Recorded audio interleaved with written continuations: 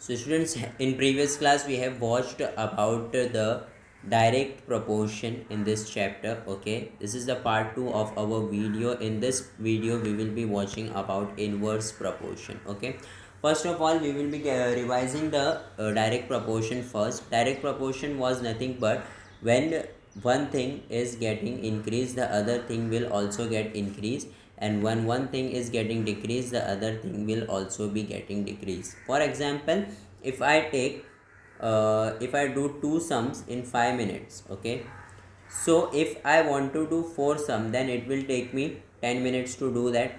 If I want to do six sum, then it will take 15 minutes. So as I am increasing the number of sums, the time is also increasing. This is a direct proportion. Or else, if I am doing a work, okay, if I was able to read 10 pages in 5 minutes, okay, so now I am reading only 5 pages, so it will take me 2.5 minutes. Okay, so when I am decreasing the number of pages, the time is also decreasing. This is also a direct proportion.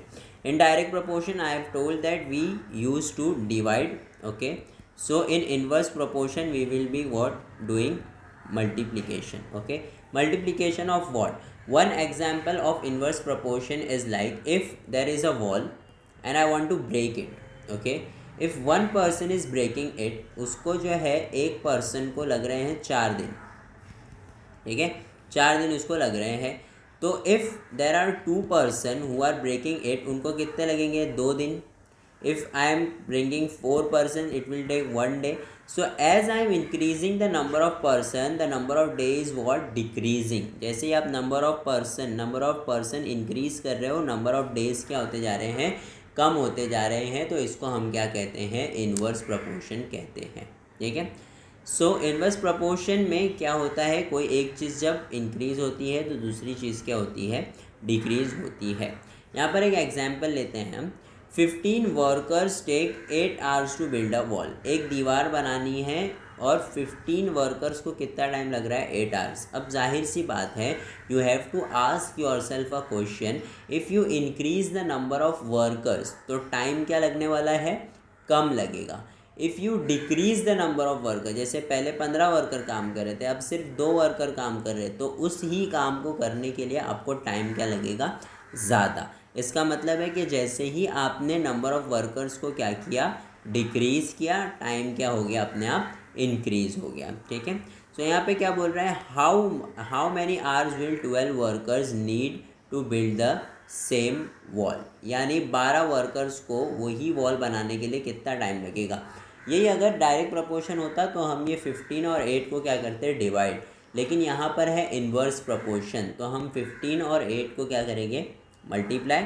और 12 और x, यानी कितना time लग रहा है वो wall बनाने के लिए हमको नहीं पता, तो हम 12 और x को क्या करेंगे? मल्टीप्लाई. तो 12 into x will be 12x. 15 8 ज़ा 120. ये 12 उस तरफ जा कर के डिवाइड होगा. 12 1 ज़ा 12, 10 ज़ा x का वैल्यू कितना आया? 10. यानी 12 वर्कर्स अगर काम करेंगे तो उनको 10 hours लगेंगे. आ जाते हैं प्रैक्टिस सेट 38 पे. प्रैक्टिस सेट 38 हमारा बहुत ही छोटा प्रैक्टिस सेट है, जिसके अंदर सिर्फ और सिर्फ 4 सम है. We will be starting with our first sum. First sum हमें क्या बोल रहा है? ध्यान से देखते हैं. 5 workers take 12 days to weed a field. ठीक है. फील्ड वीड करना मतलब क्या होता है? यहाँ पे एक फील्ड रहता है, उसके अंदर हमें क्या करना होता है? उसके अंदर जा कर के सैपलिंग्स जो है वो डालने होते हैं. मतलब उसके अंदर से एक एक झाड़ जो है ऐसे ऐसे ऐसे ऐसे करके डालना होता है, उसको वीडिंग बोलते हैं. ठीक है. तो 5 वर्कर्स को कितना टाइम लग रहा है? 12 days लग रहा है. How many days would 6 workers take. Okay, 5 worker को कितना डेज लग रहा है? ठीक है. नंबर ऑफ वर्कर्स कितने? 5. तो नंबर ऑफ डेज कितना लग रहा है? 12. तो इफ़ नंबर ऑफ वर्कर्स कितने हो रहे हैं? 6. तो नंबर ऑफ डेज कितना लगेगा? हमको नहीं पता, उसको हम डालेंगे x. ठीक है. अब मैंने क्या बोला था कि डायरेक्ट प्रोपोर्शन में हम इसको और इसको क्या करते हैं? डिवाइड. लेकिन यहाँ पर इन्वर्स प्रोपोर्शन में हम इनको क्या करेंगे? मल्टीप्लाई. यानी 5 multiply by 12 should be equal to 6 multiply by x, ठीक है।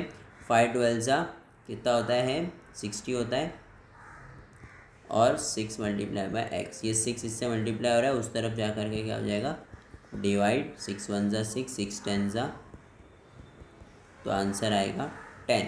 यानी जो है 6 वर्कर्स को कितना टाइम लगेगा 10 आवर्स लगेंगे, ठीक है, 10 डेज लगेंगे, sorry. How many would 15 take, अच्छा ठीक है। अब नेक्स्ट क्वेश्चन इसी के अंदर क्या है कि अगर 6 वर्कर है तो 10 दिन लग रहे हैं, अगर यही 15 वर्कर्स होते तो कितना लगता। तो वापस से हम वही करेंगे, 6 इंटू, अभी 6 इंटू 10 कर सकते हैं हम, 6 into 10 is equal to 15 into x, ठीक है। तो वापस से ये होगा 60 इज इक्वल टू 15x, ठीक है। ये x इससे 15 इससे मल्टीप्लाई हो रहा है, तो यहाँ जा कर के क्या होगा डिवाइड, 15 1 ज़ा 15 4 ज़ा, तो x इज इक्वल टू क्या होगा 4। यानी अगर 15 वर्कर्स काम करेंगे तो कितना दिन लगेगा 4 दिन लगेगा। ये चीज़ हमको पता करनी थी, ठीक है। नेक्स्ट सम पर आते हैं। सेकेंड सम क्या है, Mohan Rao took 10 days to finish a book reading 40 pages every day. अब यहाँ पर फॉर रीडिंग 40 पेजेस कितना दिन लग रहा है 10 days लग रहा है, ठीक है। 40 पेजेस के लिए 10 days लग रहा है। आगे, how many pages must he read in a day to finish it in 8 days। अब 8 days में हमको क्या करना है, वो बुक ख़त्म करना है, तो कितने पेजेस पढ़ना पड़ेगा दिन में। तो अब यहाँ पे क्या होगा, सीधा सीधा हम 40 को 10 से मल्टीप्लाई करेंगे और 8 को x से मल्टीप्लाई करेंगे, तो ये होगा 400 is equal to 8x, 400 divide by 8 is equal to x, तो x का वैल्यू क्या हो जाएगा हमारा 8 1 ज़ा 8 5 ज़ा, तो ये हो जाएगा 50।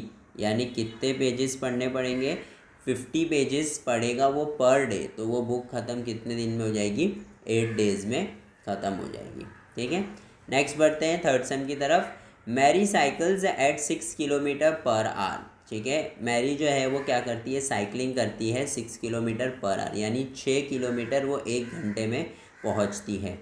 How long will she take to reach her aunt's house which is 12 kilometre away. अब यहाँ पर जो है तुमको सबसे पहले फाइंड करना है कि अगर 12 किलोमीटर उसकी आंट जो है वो 12 किलोमीटर दूर रहती है, तो सबसे पहले हम क्या लिखेंगे, Mary takes cycles at 6 kilometre per hour, यानी वो 1 घंटे में, that means in 1 hour she can travel 6 kilometre, ठीक है। अब उसकी आंट जो है वो कितना दूर रहती है, आंट स्टेज 12 किलोमीटर अवे।